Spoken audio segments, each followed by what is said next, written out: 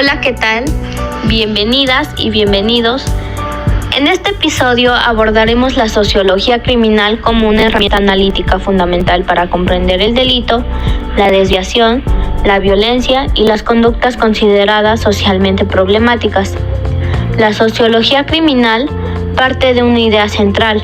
El delito no puede entenderse únicamente como una decisión individual, sino como el resultado de procesos sociales complejos, estructuras económicas desiguales, normas contradictorias y sistemas de control social que no operan de la misma manera para todas las personas. A lo largo de este episodio, analizaremos herramientas forenses como la autopsia psicológica, el examen psiquiátrico retrospectivo, conceptos estructurales como la integración social, la esfera cognoscitiva y las áreas de relación, y posteriormente entraremos a los grandes marcos teóricos clásicos y contemporáneos que explican la conducta desviada. Yo les voy a hablar de la autopsia psicológica. La autopsia psicológica es una técnica interdisciplinaria que permite reconstruir el mundo interno y externo de una persona fallecida. Desde la sociología criminal, su valor radica en que desplaza la mirada del cuerpo al contexto. No se trata únicamente de responder cómo murió, sino por qué esa vida llegó a ese punto de muerte. Se analizan dimensiones como la historia familiar y social, en cómo vino su núcleo familiar y cómo lo desarrolló, y lo social, cómo se interactúa con la sociedad, la trayectoria educativa y laboral, cómo fue en la vida de su escuela, cómo fue con sus maestros, con sus compañeros, y laboral, cómo es en el trabajo, qué tipo de conexiones tiene en el trabajo, etc. Experiencias de violencia o exclusión. Estos tipos de violencia pueden ser entre familia, amigos, conocidos o en una sociedad. O la exclusión, como en muchos casos se da en las escuelas o en la sociedad. Redes de apoyo o aislamiento, conflictos recientes, condiciones estructurales de vida. La autopsia psicológica evidencia que muchas muertes violentas o autoinfligidas son el resultado de procesos acumulativos de vulnerabilidad social.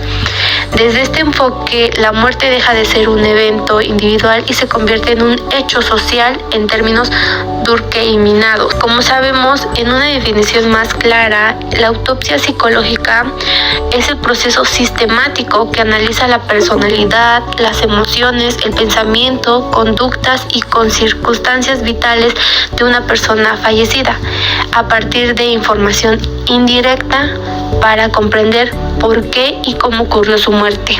Esto no examina el cuerpo, sino la vida psicológica. ¿Para qué se utiliza la autopsia psicológica?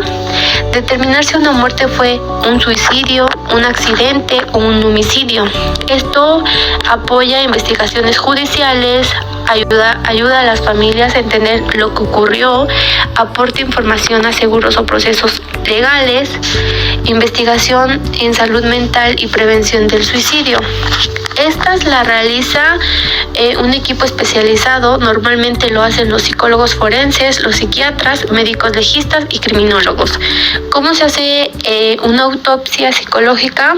Se construye el perfil mental mediante múltiples fuentes, como sería la entrevista a familiares, a amigos, a parejas, a compañeros de trabajo. La segunda es revisión de documentos, historias clínicas si tiene la persona, registros psiquiátricos, mensajes o cartas que haya dejado en el transcurso del día, redes sociales o correos electrónicos.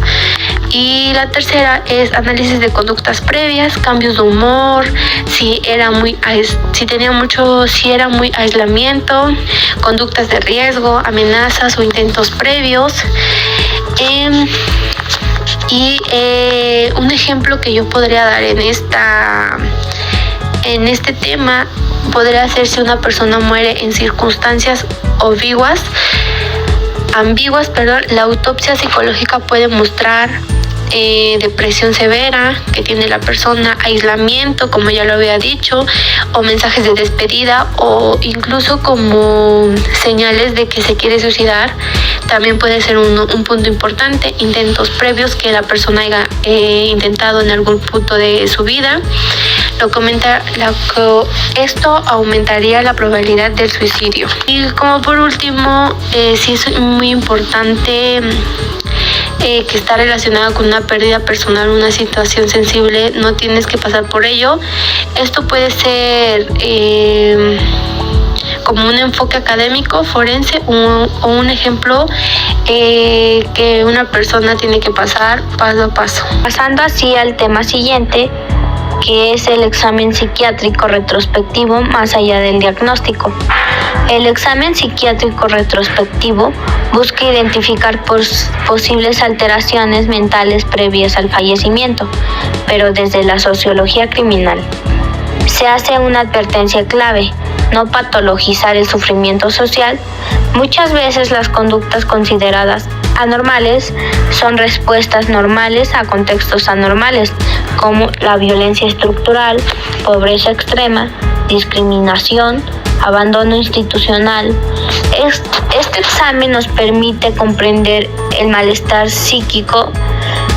Está profundamente atravesado por la precariedad laboral, la presión social por el éxito, la falta de reconocimiento y la ruptura de vínculos. Pasamos a la esfera de integración social.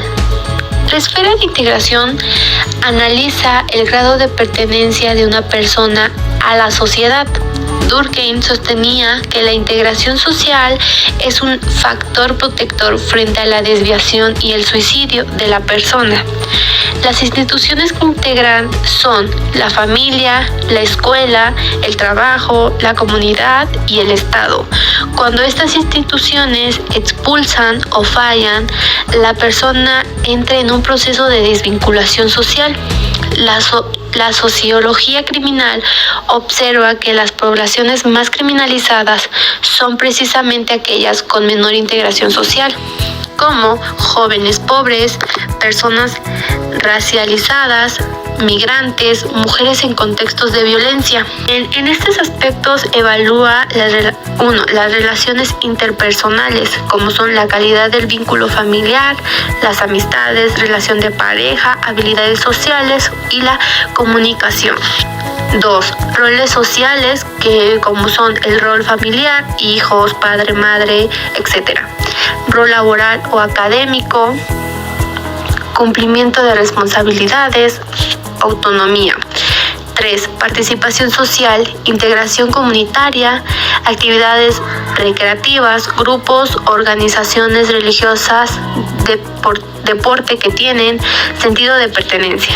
4. Adaptación social, respeto de normas sociales, resolución de conflictos, capacidad de convivencia y uso adecuado de recursos sociales.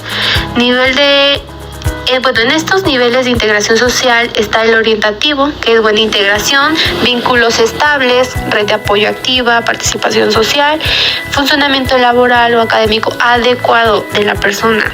También está la baja integración social, como lo más común son el aislamiento, conflictos frecuentes, explotación social y dependencia o marginalización.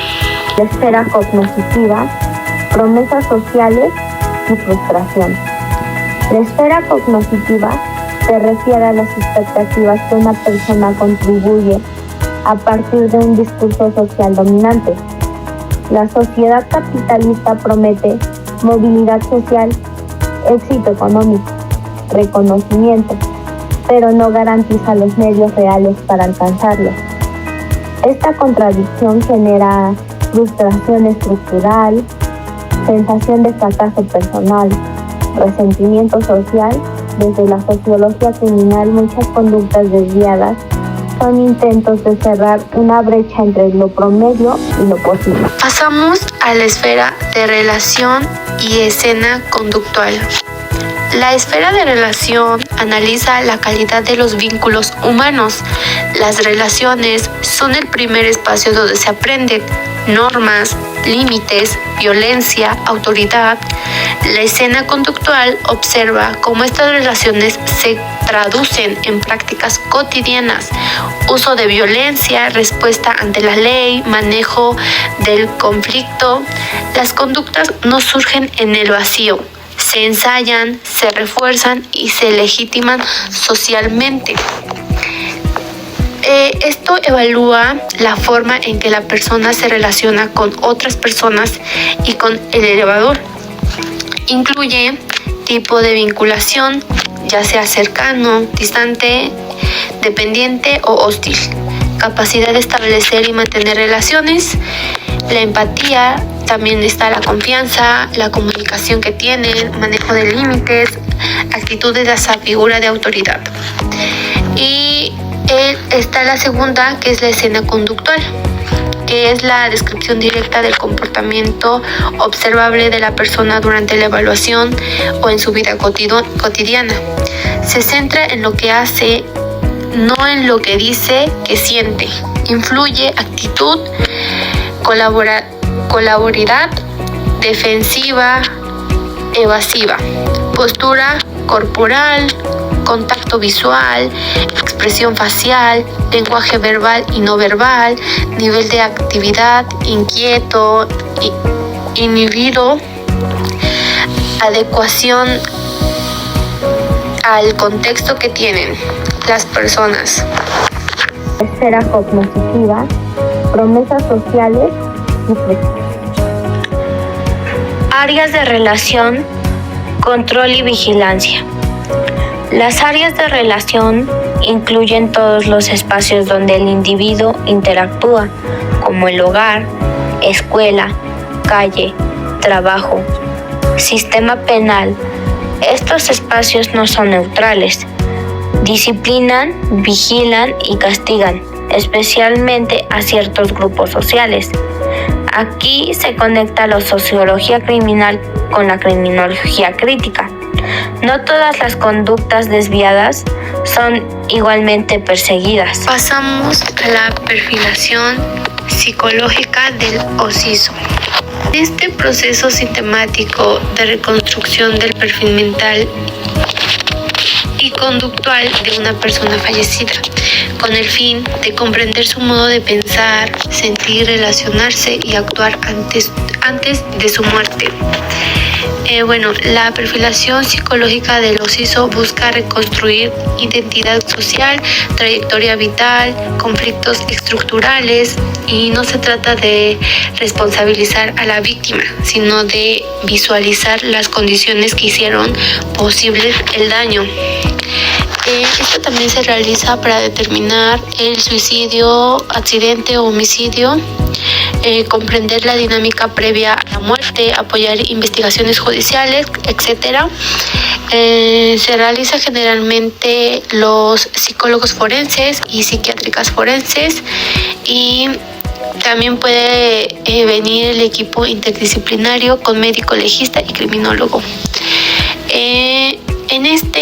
Como el occiso no puede ser evaluado directamente, se utilizan fuentes indirectas, como las entrevistas a familiares, amigos, o si tiene pareja, también se le hace una entrevista, compañeros de trabajo, historia clínica y psiquiátrica, registros médicos, mensajes, cartas, diarios, redes sociales, conductas previas o documentada, informes policiales y forenses.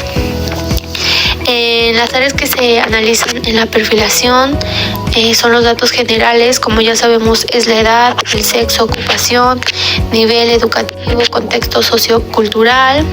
La segunda, que es la personalidad, rasgos predominantes, impulsivo, dependiente, retraído, perfeccionista, estilo de afrontamiento, tolerancia a la frustración. La tercera es la esfera emocional, que es el estado de ánimo previo, presencia de depresión, ansiedad o irritabilidad, cambios emocionales recientes. La cuarta es la esfera cognitiva, que es la forma de pensar, las creencias sobre la vida y la muerte, los pensamientos rígidos, fatalistas o desesperados. La 5 es la esfera de relación e intervención social, que estos son las relaciones familiares que tuvo, las vinculaciones efectivos, el nivel de apoyo social que tuvo la persona y aislamientos o conflictos. La 6, las escenas conductual previa, que son los cambios en hábitos, las conductas de riesgo, amenazas verbales, intentos previos que tuvo. La 7 son los factores de riesgo y protección, que los de riesgo son trastornos mentales, consumo de sustancias como drogas o algún otro tipo de sustancias, pérdidas recientes, y la protección, que puede ser el apoyo familiar, la protección de vida y creencias religiosas, o el último, que es el tratamiento sociológico activo. Control y vigilancia. Las áreas de relación incluyen todos los espacios donde el individuo interactúa, es decir, como hogar, escuela, calle, trabajo, sistema penal. Estos espacios no son neutrales, disciplinan, vigilan y castigan, especialmente a ciertos grupos sociales. Aquí se conecta la sociología criminal con la criminología crítica. No todas las conductas desviadas son igualmente castigadas o perseguidas. Vamos a Karl Marx y el capitalismo. Karl Marx y el capitalismo están íntimamente ligados porque Marx fue uno de sus críticos más influyentes y sistematizados. Su análisis no fue solo moral, sino económico, social e histórico. Fue un filósofo, economista, sociólogo y revolucionario alemán. Para Marx, el capitalismo es un modo de producción caracterizado por propiedades privadas de los medios de producción, como lo son las fábricas, la tierra, la maquinaria, el trabajo asalariado, que produciendo orientada al beneficio, división de las sociedades en clases sociales, las clases principales, como son la burguesía, que esta es dueña del capital y los medios de producción, el proletariado, que vende su fuerza de trabajo para sobrevivir. En algunos contextos claves del análisis marxista, que es uno la plusvalía, que como ya sabemos es el valor que el trabajo produce y no recibe como salario. En esto podría ser, yo les doy un ejemplo: el trabajador produce valor por 8 horas al día, se le paga equivalente a 4, las otras 4 horas viene siendo como un plusvalía, que la ganancia del capitalista. Para Marx aquí está la explotación. El segundo es la alienización, que esta es el trabajador se siente ajeno al producto de su trabajo, controlado por el proceso productivo, desconectado de su esencia humana, distanciado de otros trabajadores. Y la tercera, que es el fetichismo de la mercancía. En esta, las relaciones sociales entre personas se representan como relaciones entre cosas, como podrían ser las mercancías. Se oculta el trabajo humano detrás de los productos. La 4 es la lucha de clases. La historia avanza por el conflicto entre clases sociales con intereses opuestos, que puede ser capitalismo, conflicto en burguesía versus proletariado. Las 5, que son las crisis del capitalismo. Como ya lo había dicho, Marx sostiene que el capitalismo genera crisis cíclicas que tiende a la concentración de la riqueza, empobrece relativamente al trabajador, contiene contradicciones internas que llevan a su caída. Para Marx propone una transición histórica, que uno es el capitalismo y el otro es el socialismo, que propiedad colectiva de los medios de producción, fin de la explotación, comunismo, sociedades sin clases, sin Estado y producción orientada a las necesidades humanas. Teniendo así un enfoque sociológico del delito. El delito es una construcción social. Lo que se considera un delito depende de contexto histórico, intereses políticos, relaciones de poder. Desde este enfoque, el sistema penal no castiga todas las violencias, solo aquellas que amenazan el orden dominante. Pasamos a Robert Merton, medios y fines y adaptación. Robert Merton desarrolló una de las teorías sociológicas más influyentes sobre medios y fines, conocida como la teoría de la anomia o de la atención. Explica cómo las personas se adaptan socialmente cuando existe una brecha entre lo que la sociedad valora y los medios legítimos para alcanzarlo. Los medios y fines, según Merton, lo propuso como fines culturales, que son los objetivos socialmente valorados, éxito económico, el estatus, los prestigios, el proceso o triunfar en la vida.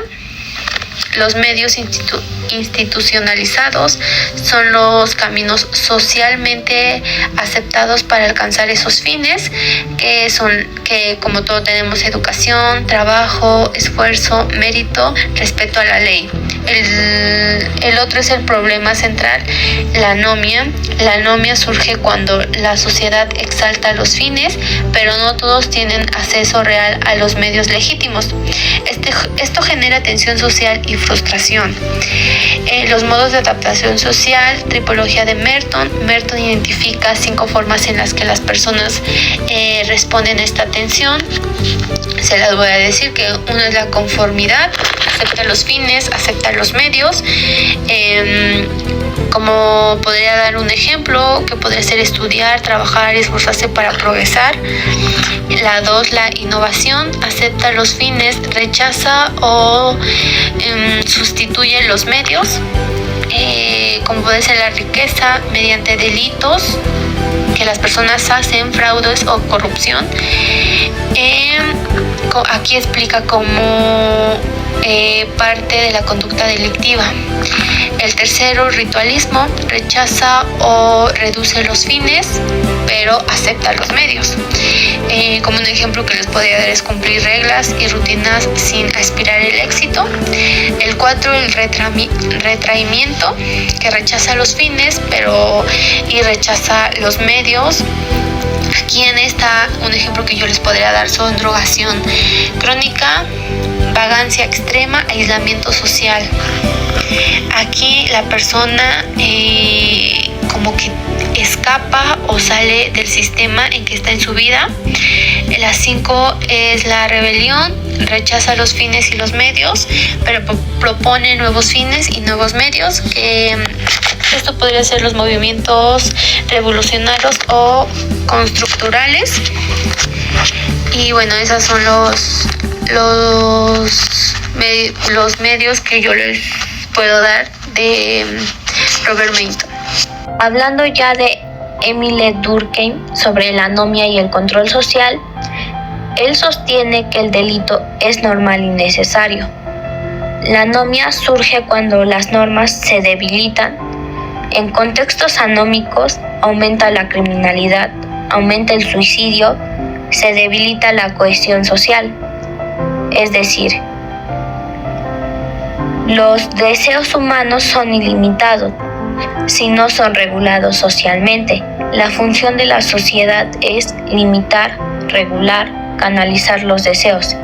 En anomia, los deseos no tienen límite, las aspiraciones no se vuelven inalcanzables y aparecen frustraciones crónicas.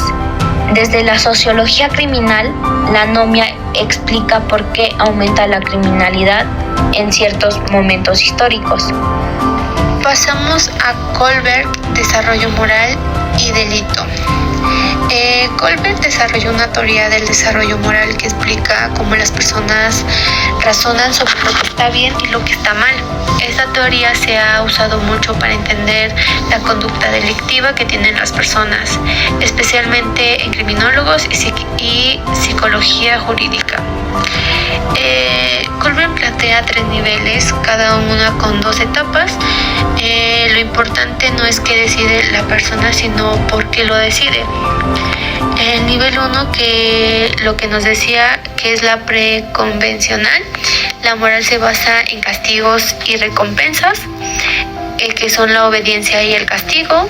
Está mal porque no pueden castigar, no hay internalización de normas. Esto es una alta probabilidad de conductas delictivas si no hay castigos inmediatos. La etapa 2, que son los intereses propio, que esto está bien si me conviene, y moral utilitaria. Aquí el delito es aceptable si el beneficio supera el riesgo. Pasamos al nivel 2, que son la convencional. La moral se basa en normas sociales y autoridad, que en esta concordancia interpersonal quiere ser una buena persona para los demás, importa la aprobación social. Aquí el delito se evita por vergüenza o desaprobación. En la etapa 3, que es la postconvencional, que la moral se basa en principios éticos universales, que es el contrato social. Las leyes son acuerdos modificables, se priorizan derechos humanos. Esto puede haber desobediencia civil, no delito común.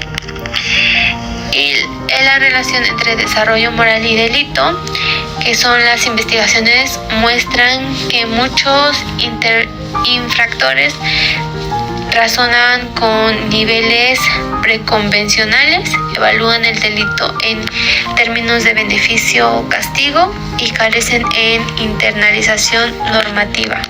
Un punto de partida rompe con el biologicismo. Antes de Sutherland, gran parte de la criminología explicaba el delito como rasgo biológico, patología individual, deficiencia moral. Sutherland rompe con esta visión y afirma algo fundamental: el comportamiento criminal es aprendido, no heredado ni innato. Esto traslada el análisis del cuerpo a la mente individual al entorno social. Pero, ¿qué es la asociación diferencial? Es el proceso mediante el cual una persona aprende conductas criminales a través de la interacción social. No se aprende un delito solo observando, sino conviviendo, comunicándose y identificándose con otros. El delito se aprende igual que cualquier otra conducta social.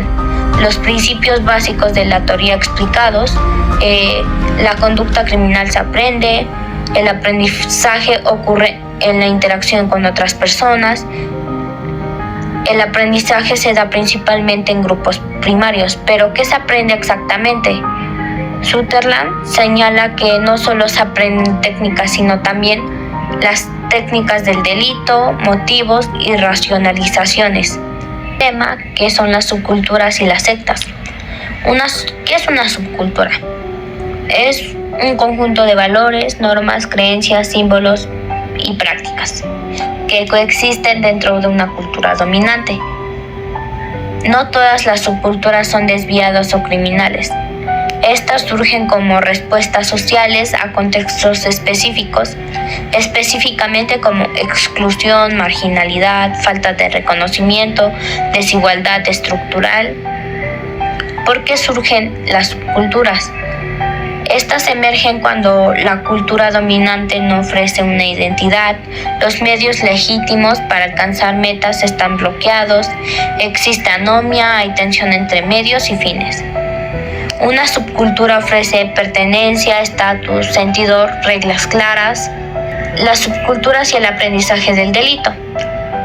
Desde la asociación diferencial, una subcultura transmite valores criminales, normaliza la violencia, enseña técnicas delictivas, legitima la transgresión.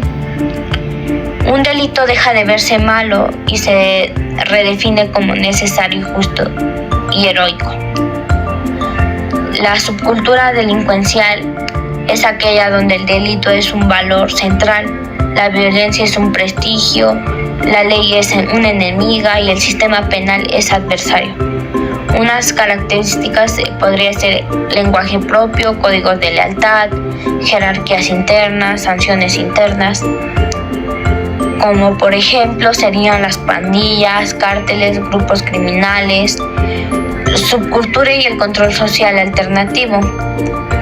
Estas crean su propio control social, un sistema de castigos, recompensas y moral interna. La identidad y la estigmatización surgen como grupos de criminalizados, estigmatizados, excluidos, pasando así a qué es una secta.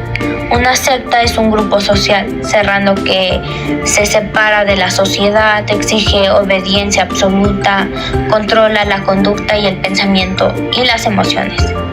Se articula alrededor del líder carismático. Desde la sociedad criminal, las sectas son relevantes cuando anulan una norma individual, facilitan conductas criminales colectivas. La diferencia entre la religión y una secta es que la religión es abierta, tiene autonomía individual, pluralidad, liderazgo institucional, y una secta es cerrada, tiene un control social total, pensamiento único y liderazgo carismático. Mecanismos de control en las sectas es aislamiento social, control de información, manipulación emocional y obediencia absoluta. Las sectas y la asociación diferencial es que es un aprendizaje intensivo como conductas, justificaciones y creencias extremas. El delito se redefine como mandato divino y sacrificio necesario. La violencia sectaria podría ser física, psicológica y económica, hasta sexual, pero el grupo justifica el daño como purificación y castigo voluntad superior. Similitudes entre una subcultura y unas sectas es que hay una identidad fuerte, lealtad extrema, lenguaje propio y justificación del daño. Una diferencia clave es que la secta controla la mente y la subcultura delincuencial controla la conducta. Y como conclusión final, la sociología criminal nos permite entender que el delito no es un espejo de la sociedad. No se trata solo de castigar, sino de transformar las condiciones que produce la desviación. Gracias por su atención.